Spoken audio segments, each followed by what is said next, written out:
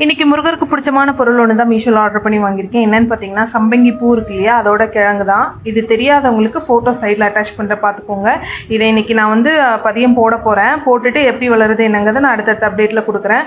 நம்ம கையால் ஒரு சாமிக்கு பூ பறித்து வைக்கும்போது எவ்வளோ சந்தோஷமாக இருக்கும், அதுக்காக தான் வாங்கியிருந்தேன். அதுவும் அவருக்கு பிடிச்ச பூ.